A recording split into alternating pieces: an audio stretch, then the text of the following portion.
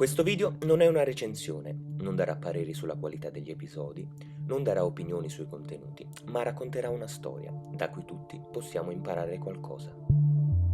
Ah, questo video è senza spoiler, quindi non abbiate paura.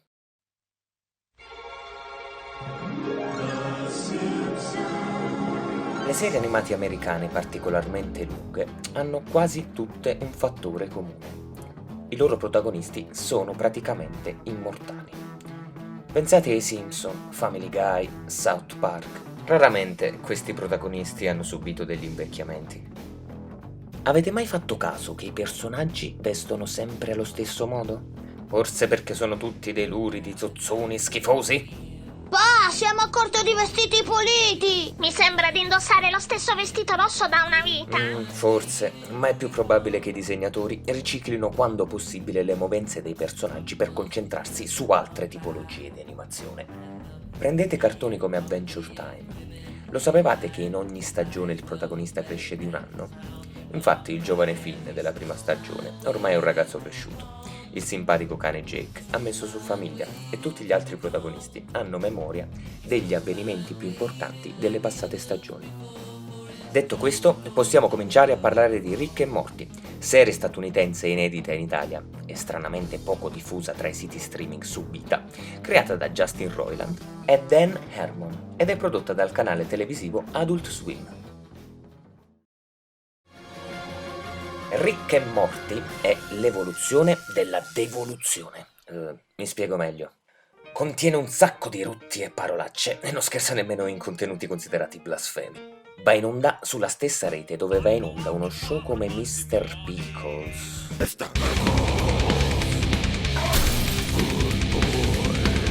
Cita spesso la cultura pop in forma satirica e critica. Spesso si inoltra in un oscuro nonsense, a volte disturbante.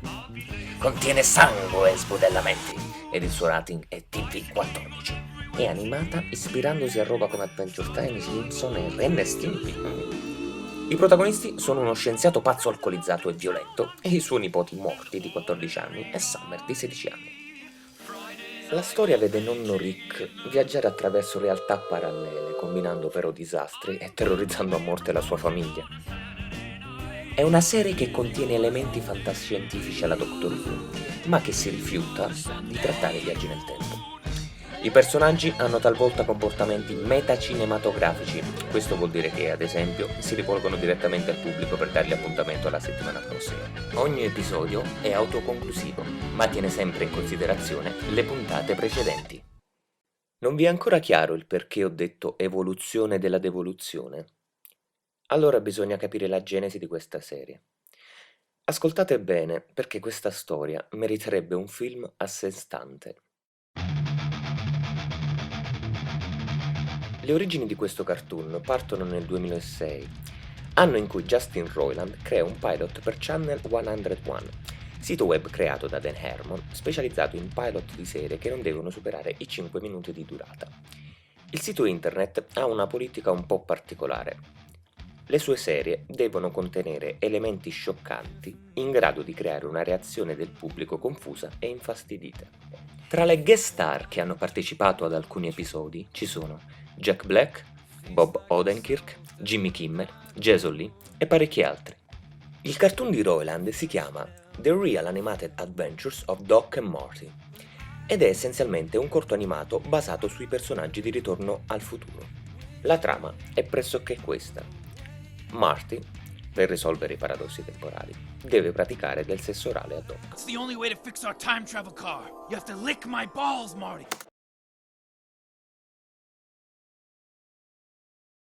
Un cartone con questa trama, se messo in onda in TV, sarebbe finito con l'essere querelato e i suoi autori messi in galera.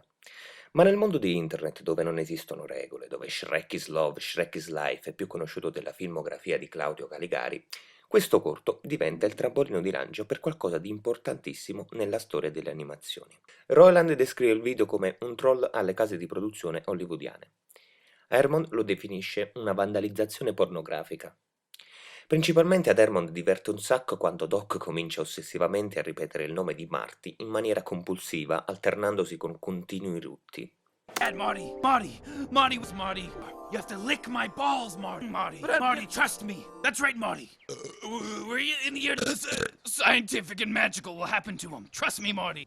Il pilot di Doc e Marty non supera la prova di Channel 101. E Doc e Marty negli anni successivi ottengono solo alcuni sporadici episodi continuativi pubblicati sul sito personale di Roiland, roilandtv.com. Passa qualche anno, Roiland continua a produrre pilot animati sul suo sito, Hermon invece crea e produce la serie Community. Se siete degli appassionati di serie TV sicuramente questa serie non vi è nuova. Nel 2012, durante la terza stagione di Community, causa incomprensioni tra la Sony e la NBC, la sua emittente, Hermon viene licenziato dalla crew della sua stessa serie. Ritrovatosi senza lavoro, o per meglio dire in una pausa creativa, Hermon prende contatti con Adult Swim, nota emittente televisiva e branca di Cartoon Network, che trasmette un sacco di serie animate, e non, dedicate ad un pubblico maturo. Adult Swim sta cercando di creare uno show che possa diventare una nuova hit del canale e vede in Hermon la realizzazione di questo obiettivo. Hermon non ne capisce molto di animazione e soprattutto non crede che il suo stile si sposi molto con la politica di Adult Swim. Ad Hermon piace scrivere, storie, dialoghi, creare continuity e niente di queste sono caratteristiche dei programmi di Adult Swim. Così fa un colpo di telefono a Roiland e gli chiede di dargli una mano. Roiland nel frattempo aveva realizzato 3 pilot per la Fox e tutti e 3 furono rifiutati dall'emittente e per questo motivo non era al massimo dell'entusiasmo nel dover ideare un quarto pilot, ma accetta in qualità di fan di Adult Swim. Già, l'emittente infatti è famosa per aver trasmesso show come Robot Chicken e tanta altra roba che qui in Italia conoscono in pochi e Roiland decide di gettar via tristezza e depressione e fare il quarto tentativo. Roiland ed Hermon si ritrovano nel vecchio ufficio che Hermon aveva per Community negli studi di Paramount Pictures. Roiland ripensa subito di riutilizzare i personaggi di Doc e Marty e insieme buttano giù le prime basi di Rick e Morty. Il pilota viene abbozzato, scritto, revisionato e portato agli occhi del direttore di Adult Swim in meno di 8 ore. Guardando il primo episodio si notano molti errori dovuti a questa scelta. Il frettoloso script di quel pilot, improvvisato con qualche veloce accorgimento, è pronto. Il direttore di Adult Swim dà un'occhiata allo script, prende il telefono e chiama i 2 autori dicendogli: «Ragazzi, il vostro pilota è stato accettato. Sarà ordinata una stagione di Rick e Morty». Viene così creata una crew tra scrittori, disegnatori e animatori. Nessuno sa realmente quello che succede dentro le riunioni di discussione degli autori. Quello che però sembra sicuro è che la serie sarà una sci-fi comedy con largo uso della teoria del multiverso per avere la piena libertà creativa, ma non dovrà affrontare i viaggi nel tempo. La serie avrà episodi della durata di 21 minuti, scelta decisa da Adult Swim, inizialmente poco gradita da Roiland che preferiva episodi brevi di 11 minuti.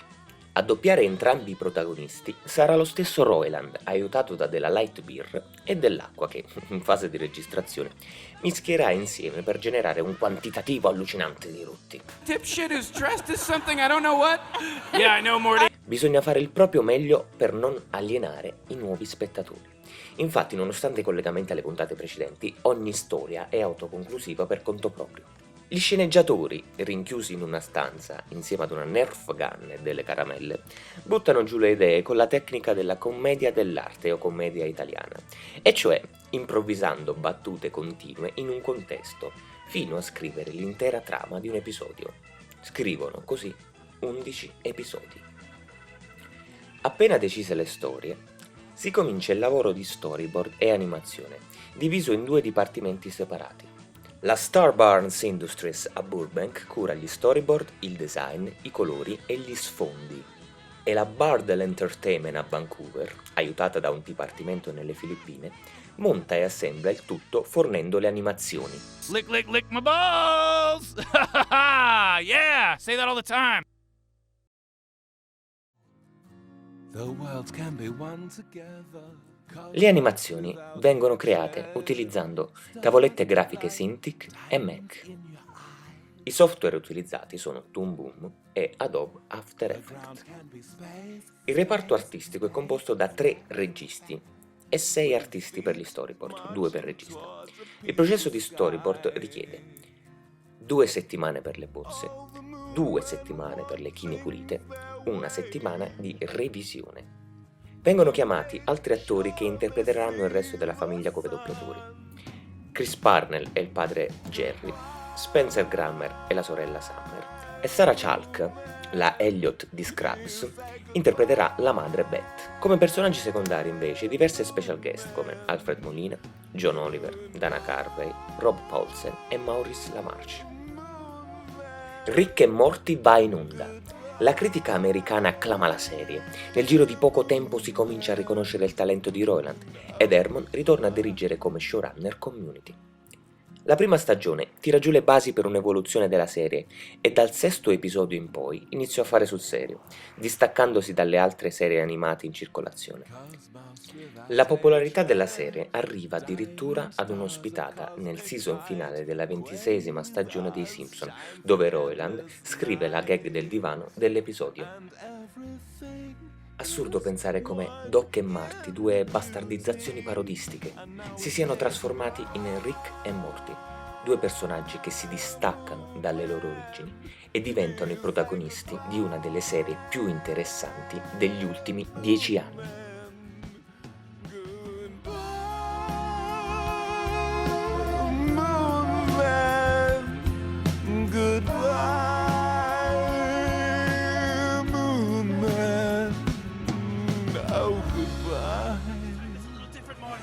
Jerk me off while you do it. Jerk me off, hurry! It's for your life, Marty! Jerk me off! Oh, please work. It's working, Marty! It's working! It's working!